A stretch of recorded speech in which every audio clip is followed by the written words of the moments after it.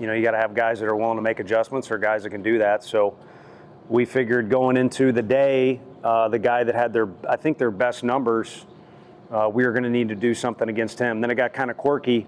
You could argue we did a good job against them, but the score was tied and it was very early in the game.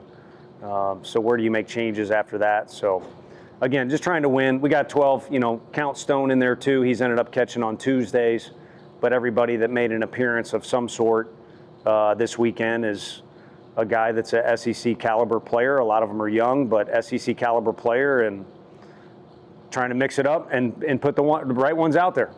I know it's tough to assess right now, but where are you at mentally with your team right now?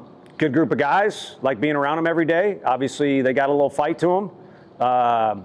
Certainly have capabilities. I think right now where I'm at is I'm responsible for guys playing and feeling confident. And so one of the reasons we either make some changes or stress out a little bit about guys' performances is not necessarily what they're capable of, or they made a huge mistake. I mean, they're going to make mistakes. It's playing with confidence, and that ultimately is a choice. And you got some guys whose wheels have been spinning either on occasion or as we stand here right now, kind of have that going on right now. So whatever we can do to try and help them. Trust me, everybody's trying about everything you can think of. How would you assess Teagan's outing, and then what prompted the move to Krenzel there in the fourth? He was really good. Same as Auburn, good presence. Would like to go back, have a couple pickoff throws, be a little different. That's usually kind of one of his strengths. How he balances out the run game a little bit is his athleticism. He's definitely good at fielding his position. But he did a nice job. We were ready for the next time somebody got on base to go to Krenzel. He's probably one of our best guys at handling that stuff. Plus, if there's a guy on base, he's a ground ball pitcher, get a double play. So Barzy had hit a home run off Teagan. We don't have a lot of room for air. I told the team out there, if that's a question, what we talked about, part of it is probably me trying to, you don't want your players to try too hard, but when the margin for error is kind of thin and things are frustrating and you want to help these guys because they certainly are, like I said, trying like hell, just trying to make the right moves and be one step ahead of everything.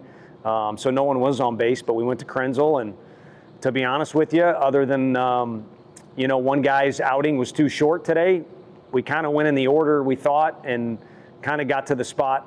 One out was big, and we wanted to get to the 8th inning with a chance to win with Nate, and we did that. Just they made more plays than we did. You guys are 1 for 5 in your last 6 series finale games. Is there a sense of frustration in the clubhouse, or is it just pack it up, get ready for Tuesday? No, I think they'll be ready for Tuesday. We got one senior, and it's senior day, so that kind of goes without saying. And I think they'll be anxious to get back out on the field. I think you saw that at the end of the game.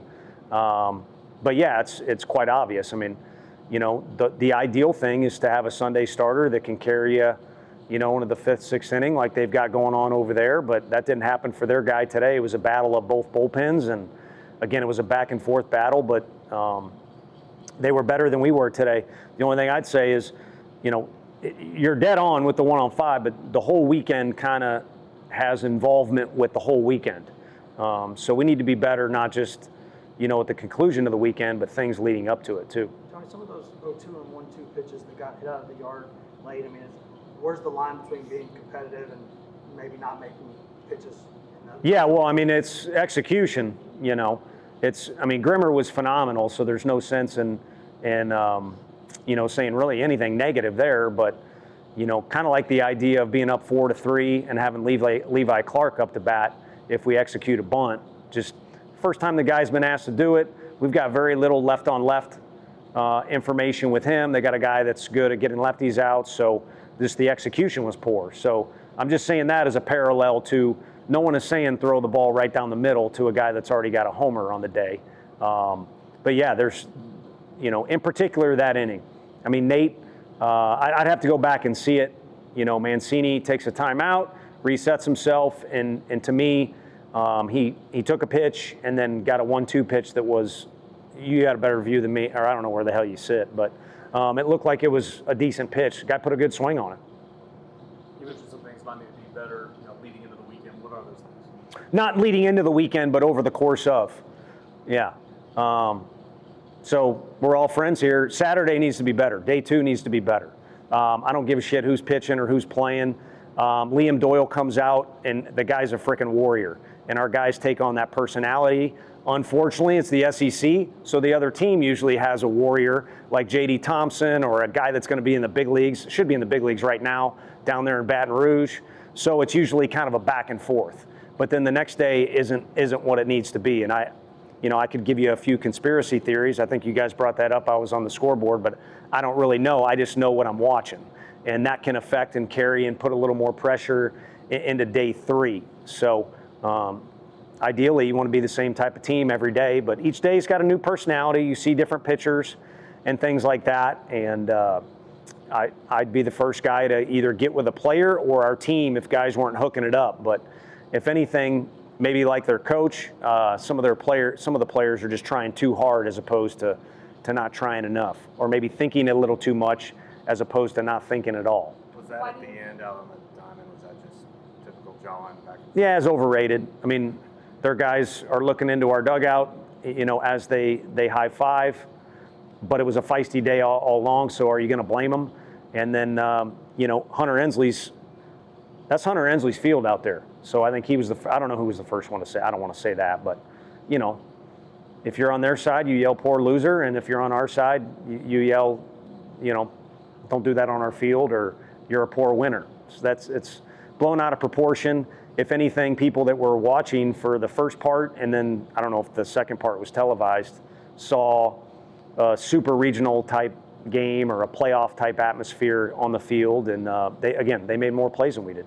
Why do you think you guys aren't able to capitalize on your hits more? Probably the pressing, the trying hard thing. I mean, that's a common theme in baseball in general, but overthinking or overcooking situations and trying a little too hard, because you got guys that are capable. And again, maybe we can do a better job of putting the right guy up there or the right position. But the try and the vibe and the energy is not the issue. You mentioned that energy that was going on throughout the entire game, especially at the end. What happened there in the first inning after the Fisher bomb, and was anything said to you after? Well, same thing. I mean, he, just like the end of the game thing, he yelled at the pitcher. I mean, for good, what would you do? And the pitcher's allowed to do what he does, so why wouldn't he do that? That's kind of he's pretty good athlete. By the way, any Beakers that are watching or give a damn, that's what that looks like, what you all were talking about. But anywho, that guy is good. He's a good athlete. He's got really good stuff. But part of the deal is off the windup doing what he's doing. I would do it too if I was allowed to do it. But I think it got that far to where both sides were doing all that deal. So I don't fault Fish for doing that. I don't fault them for celebrating a victory. Talk about the effort being where it needs to be. Does that keep you optimistic that this team is close for clicking for an entire weekend? Yeah, I mean, I wouldn't. Once I'm done being optimistic, I'm not coming to work anymore. But yeah, I'd be lying if I didn't say I'm same as everybody else. And then when the outside noise is loud enough, it starts to creep in, and that can affect you or affect the team as well. But it's kind of up to us. As a wise man told us at the beginning of the weekend, was, the best teams or the best things to do in tough times in particular is to get closer together. So, yeah, I mean, I don't see why I wouldn't.